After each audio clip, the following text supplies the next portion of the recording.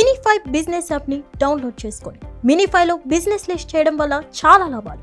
తక్కువ ఖర్చుతో ఎక్కువ మార్కెటింగ్, లోకల్ కస్టమర్లకు ఎక్కువ reach, direct calls and WhatsApp enquiry, 24/7 online visibility, సెర్చ్లో ఈజీగా కనిపించడం, నమ్మకం అండ్ బ్రాండ్ విలువ పెరుగుతుంది, ఎక్కువ లీడ్స్ అండ్ కస్టమర్లు, బిజినెస్ గ్రోత్ వేగంగా. ఇప్పుడే మీ బిజినెస్ను మినిఫైలో లిస్ట్ చేయండి. మరిన్ని వివరాలకు కింద ఉన్న నెంబర్కి కాంటాక్ట్ అవ్వండి. 9951505134.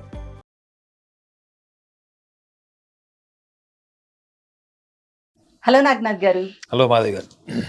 సార్, ధనురాశి వారికి సహజ సిద్ధంగానే ఈ ప్రేమ వైరాగ్యాలనే అయోమయ స్థితిలో ఉంటూ ఉంటారు అసలు. అయితే ఇలాంటి వారు వేరొక వ్యక్తిని అసలు ఎలా లవ్ చేస్తారు, ఈ రిలేషన్ని వాళ్ళు ముందుకు ఎలా తీసుకెళ్తారు? అయితే ఇదంతా కూడా నేను కొన్ని బుక్స్లో చదివాను, వీళ్ళ మనస్తత్వం ఇలా ఉంటుంది అనేది. అయితే ఈ ధనురాశి వారి దృష్టిలో వ్యాలంటైన్స్ డే సెలబ్రేషన్ అంటే ఏంటి అసలు? మీ మాటల్లో తెలుసుకోవాలనుకుంటున్నాను సార్. అంటే వాళ్ళకు వ్యాలంటైన్స్ డే సెలబ్రేట్ చేసే లక్షణాలు లేవంటారు? అయ్యో, అంత మాట కాదండి. కాకపోతే వాళ్ళ మనస్తత్వం ఎలా ఉంటుంది అంటే లవ్ విషయంలో ఎలా ఉంటుంది? మేడం, మీరు జ్యోతిష శాస్త్రం ప్రకారము 2 రాశుల గురించి మీరు ఎంత తెలుసుకున్నా అది మీరు చిల్లు కుండలో నీళ్లు పోసినట్టే. అందులో ఒక రాశి ధనురాశి, రెండోది మీనరాశి. మీరు వాళ్ళకి ఏమన్నా చెప్పండి, వాళ్ళు దాన్ని వాళ్ళ ఓన్ స్టైల్లోనే వాళ్ళు ఇంప్లిమెంట్ చేస్తారు. ఓకే, మీరు ఇది చెప్పి ఇది చెప్పండి అని చెప్పండి, ఒక విషయం చెప్పి వాళ్ళకి చెప్పండి, దాన్ని మాడిఫై చేస్తారు, ఒక్క సెకండ్లో మాడిఫై చేస్తారు. సో ఈ మాడిఫికేషన్ వెనక వాళ్ళకి డిసిప్లిన్ లేదు. ఇప్పుడు మీ దగ్గర ఒక 4 శిష్యులు ఉన్నారు, ఆ 4 శిష్యుల్లో ఓ 40 మంది శిష్యులు ఉన్నారు. 40 మంది శిష్యుల్లో ఇద్దరు, ఒకరు ధనురాశిలోడు, ఒకడు మీనరాశిలోడు. ఓకే, సో ఈ శిష్యులు ఇద్దరు మీతో ఒబీడియంట్ గా నిజాయితీగా ఉన్నట్టు బాడీ లాంగ్వేజ్ ద్వారా, మాటల ద్వారా తెలుస్తుంది తప్ప, కానీ అది ఆచరణకు వచ్చేటప్పటికి వాళ్ళ సొంత బుర్ర ఎక్కువ పడుతుంది. మీరు చెప్పిన దానికంటే నెక్స్ట్ లెవెల్కి ఊహించగలరు, మీరు ఏమి చెప్పినా దాని నెక్స్ట్ లెవెల్కి వెళ్ళిపోగలరు. సో దాంట్లో ఏంటంటే మెయిన్ గ్రాస్పింగ్ ఉంటుంది madam. They are highly grasping intelligent people. కాబట్టి ప్రపంచానికి అర్థం కాని వాళ్ళు ఇద్దరే అట. ఒకడు శాస్త్రవేత్త. ఎందుకంటే శాస్త్రవేత్త అనేవాడు ఎప్పుడు కూడా ప్రశ్నించి ఆ ప్రశ్న నుంచి ఒక పరిష్కారాన్ని తీసుకొచ్చేవాడు శాస్త్రవేత్త. ఉన్నదాన్ని ఫాలో అయ్యాడు, ఉన్నదాన్ని ఫాలో అవుతాడు, ఆధ్యాత్మికవేత్త అవుతాడు. సో శాస్త్రవేత్త అనేవాడు ఈ ప్రపంచానికి ఎవరికి అర్థం కాడట. రెండో వాడు ఎవరు అర్థం కాని వాడు ఈ ప్రపంచానికి పిచ్చివాడు. సో మీరు అడిగారు చూడండి, ఈ కన్ఫ్యూజ్డ్ స్టేట్ లో అంటే స్వేచ్ఛ స్వతంత్రాల మధ్యలో వీళ్ళు ఎలా ప్రేమిస్తారు? సో అసలు ఫస్ట్ ఫండమెంటల్ గా వీళ్ళు ఏంటి అన్నది తెలియకుండా మనం వాళ్ళు ఇలా అలా అని ఎట్లా చెప్తాం అసలు? సో ఫండమెంటల్ ఏంటంటే వాళ్ళకు ఉన్నటువంటి ఎంత స్వేచ్ఛ ఇష్టపడతారంటే వాళ్ళు జీవిత భాగస్వామి కావచ్చు, తల్లిదండ్రులు కావచ్చు, ఈవెన్ పిల్లలు కూడా కావచ్చు, ఎవ్వరు కూడా వాళ్ళ స్వేచ్ఛ, వాళ్ళకు ఉన్నటువంటి ఫ్రీడమ్ డొమైన్ లోకి ఇంకొకళ్ళని రానియరు. అది అభద్రతా భావమా? కాదు. ఎందుకు అంటే వాళ్ళు అంత క్రియేటివ్ గా, ఇన్నోవేటివ్ గా, వాళ్ళకు ఉన్నటువంటి ఫెంటాస్టిక్ ఎనర్జీతోని వర్క్ చేస్తారు వాళ్ళు. అందుకే చూడండి, 12 రాసులలో చివరికి మీరు ఒక బార్బర్ సెలూన్కి వెళ్ళినా అక్కడ ధనురాశి వాడు మీకు దొరికాడు అనుకోండి, మీరు చెప్పింది చేస్తాడు, చేయడు. మీరు ఎక్స్పెక్ట్ చేసిన దానికన్నా 10 times పర్ఫార్మెన్స్ సూపర్ ఉంటుంది. మీరు బయట వేరే చోట ఎక్కడికి వెళ్ళి చేయించుకున్నా ఆ పర్ఫెక్షన్, ఆ క్వాలిటీ సర్వీస్ మీకు దక్కదు. సో వాళ్ళ ఇంటెలిజెన్స్ ఏంటి? వాళ్ళు చేసే పర్ఫార్మెన్స్ వల్లనే మళ్ళీ మీరు 10 సార్లు వాళ్ళ దగ్గరకు వచ్చేటట్టు చేస్తారు వాళ్ళు. సో వాళ్ళ ఆలోచన విధానం, అప్లికేషన్ అంతా కూడా డీప్లీ పెనట్రేటివ్. సో అంత స్వేచ్ఛలో ఉన్న వాళ్ళు కూడా, వాళ్ళకు స్వతంత్ర భావాలు అన్ని ఉన్నప్పుడు కూడా ఈక్వల్ గా వాళ్ళకి మానవత విలువలు ఉంటాయి, మానవత విలువలు ఉంటాయి. సో బుక్స్ లో మీరు చదివింది ఏంటి? వాళ్ళకు స్వేచ్ఛ వైరాగ్యాల పట్ల ఉంటారు. అసలు వీళ్ళు డిటాచ్డ్ గా ఉంటారు. ఈ డిటాచ్మెంట్ ఉన్నవాడికి అటాచ్మెంట్ ఎక్కడి నుంచి వస్తుంది? ఒకవేళ అటాచ్మెంట్ వచ్చింది అనుకోండి, is it detachable attachment or attachable detachment? So ఈ కన్ఫ్యూజన్ లో వీళ్ళు డిటాచబుల్ ఎక్కడ వరకు అంటే వాళ్ళ స్వేచ్ఛ వరకే మేడం, మిగతా విషయాల్లో మోస్ట్ అటాచ్డ్ వీళ్ళు. ఇది రాంగ్లీ ఇంటర్ప్రిటేటెడ్. ఈ ధనురాశి వాళ్ళ గురించి రాంగ్ ఇంటర్ప్రిటేషన్ చాలా మందికి ఏంటంటే, వీళ్ళకి వైరాగ్య ధోరణి ఉంటది, వైరాగ్య ధోరణి ఉంటది, ఎవరితో కలవరు, పూర్తిగా మెలవరని. కానీ కలిసిన వాళ్ళందరూ నిజంగా అంత నిజాయితీతో, నిబద్ధతతో ఉంటారా? వీళ్ళ కలవకపోయినా అంత నిజాయితీగా ఉంటారు. ఓకే.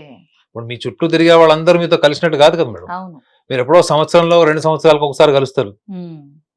అయినా వాళ్ళకి మీ పట్ల ఉన్నటువంటి భావంలో వాల్యూస్ ఉంటాయి. అవును. So Prema when it comes to their love towards the partner or Valentine. Um. So వాళ్ళు ఏం చూస్తారు ఒక అమ్మాయిలో?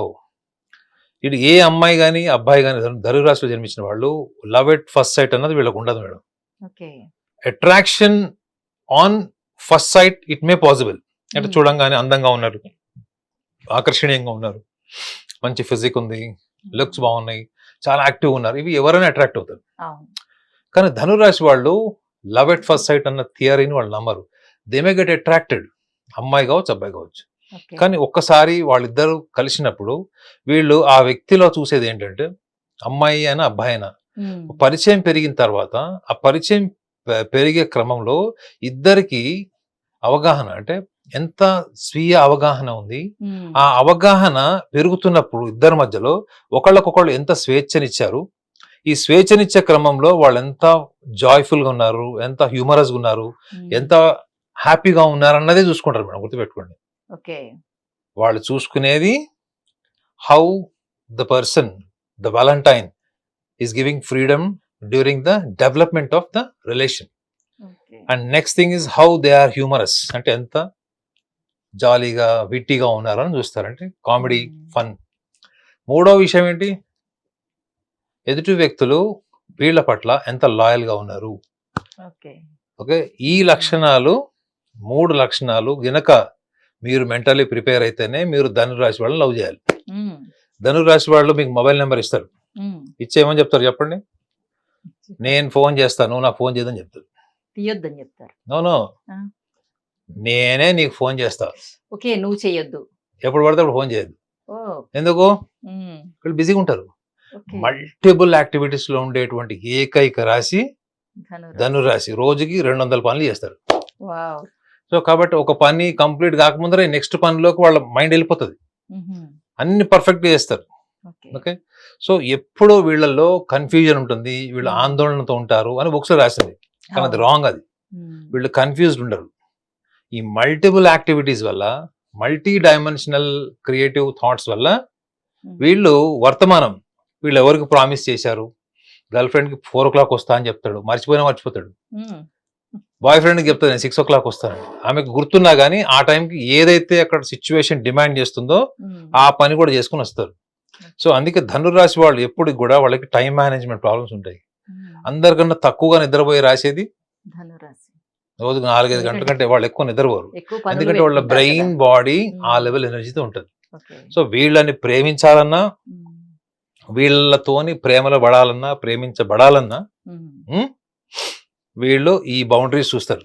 స్వేచ్ఛ, స్వతంత్ర భావాలను గౌరవించే వ్యక్తి, okay. Plus at the same time knowledgeable persons నే చూస్ చేసుకుంటారు మేడం. ఉమ్. వీళ్ళు ఎంత అందంగా ఆకర్షణీయంగా ఉన్నా గానీ ఉమ్. నాలెడ్జ్. ఊహల్లో ఓకే. ఇంత అందంగా ఉండాలి, తెల్లగా ఉండాలి, అలా ఉండాలి. ఉమ్. కానీ ఫిజికల్లీ హ్యాండిక్యాప్డ్ చేసుకునే వాళ్ళని కూడా నేను కొన్ని 100 మంది చూశాను. ఉహుం. ఎందుకు? Knowledge, maturity and understanding from others point of view and remaining balanced during the tough time. Okay. కష్టకాలం అందరికి వస్తుంది, అందులో నిలబడగలిగేటువంటి వ్యక్తిత్వం ఉన్న వాళ్ళని మాత్రమే, వీళ్ళు అంటే choose వీళ్ళు చేసుకుంటారు. అంతర్గతంగా బలంగా ఉండే వ్యక్తుల్ని చూస్ చేసుకుంటారు మేడం. బయట Okay. ప్రపంచానికి కనిపించేటువంటి బలము రూపమే, అవును. అది కొంతవరకు ఆకర్షణీయమే. ఉమ్. అయినప్పటికీ కూడా వాళ్ళు లోతుగా అంతర్లీనంగా చూసేది మాత్రం ఉమ్. స్వభావమే. ఇది ఓకే. చాలా మందికి తెలియక ఏం చేస్తారంటే, వీళ్ళకి వైరాగ్యం, ఉమ్. వీళ్ళు తొందరగా మనసులో ఉన్న భావాలను వ్యక్తపరిచేస్తారు, సూటిగా మాట్లాడతారు, కపట బుద్ధి ఉండదు, ఉమ్. చాలా ప్రకృతితో, మీరు వాళ్ళతో ఉన్నారంటే నేచర్తో ఉన్నట్టే. అవును.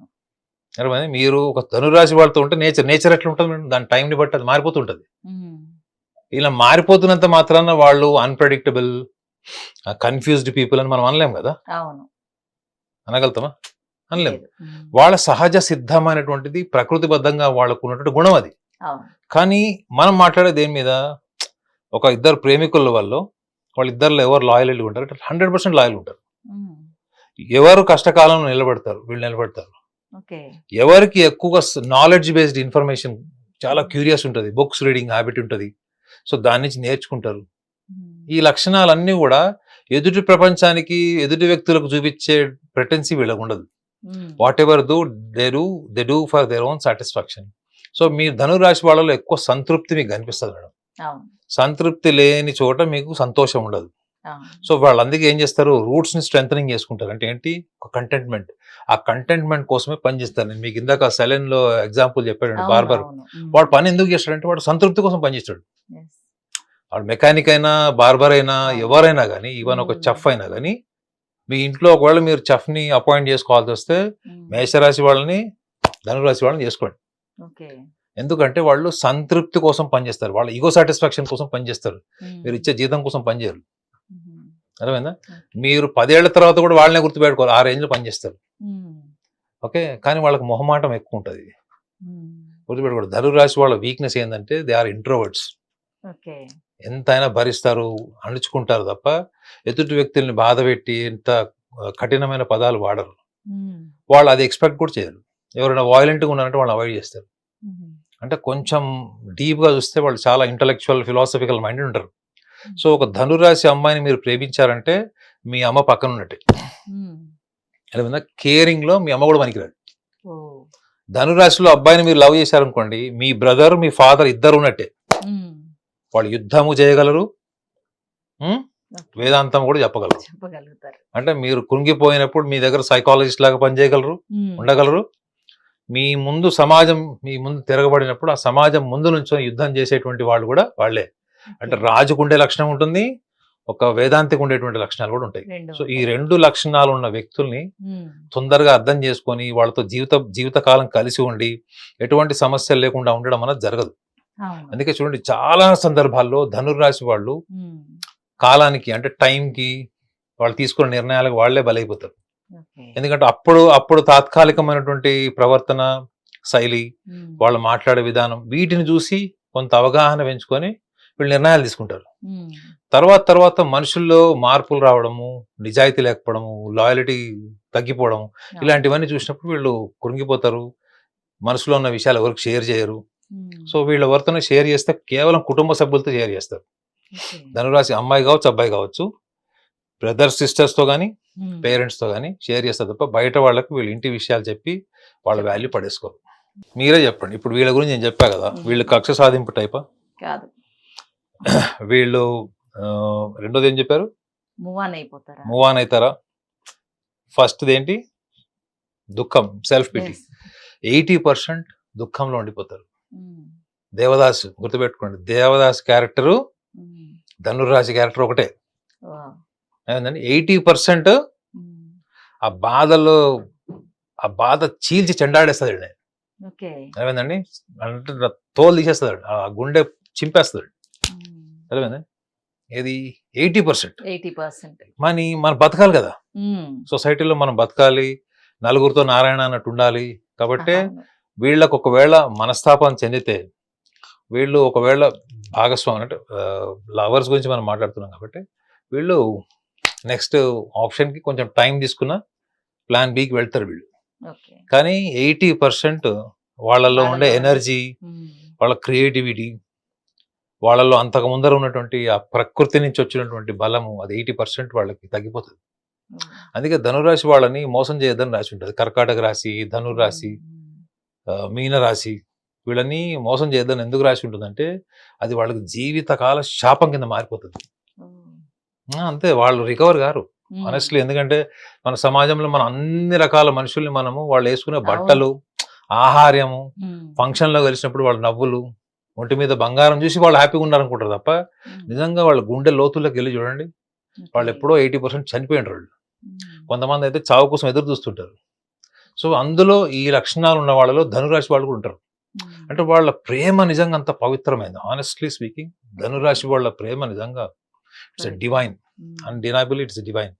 డివైన్ అంటే అది అతడు సినిమాలో చెప్పిన మీనింగ్ కాదు, బ్రహ్మానం చెప్తాడు ఎంత తాగితే అంత అని చెప్తాడు, ఆ డివైన్ కాదు. సో ధనురాశి వాళ్ళు అంత ఎనర్జెటిక్, అంత ప్యాషనేట్ లవర్స్ కాబట్టి వాళ్ళు ఏం చేయాలి, వాళ్ళ ఎంతజియాజం, వాళ్ళకు ఉన్నటువంటి తొందరపాటు నిర్ణయాలు, తొందరగా అయిపోవాలి పని, పర్ఫెక్ట్ గా అయిపోవాలి, ఈ లక్షణాలు ఉంటాయి చూడండి. దీంట్లో నుంచి రేషనల్ థింకింగ్, రాషనల్ థింక్ ఏంటంటే బయట ప్రపంచం ఎలా ఉంది, మనం ఎలా ఉన్నాం, మన ఊహ ఏంటి, వర్తమానం ఏంటి. ఉమ్, ఇందులో వాళ్ళు గైడెన్స్ తీసుకోవాలి ఎప్పుడు.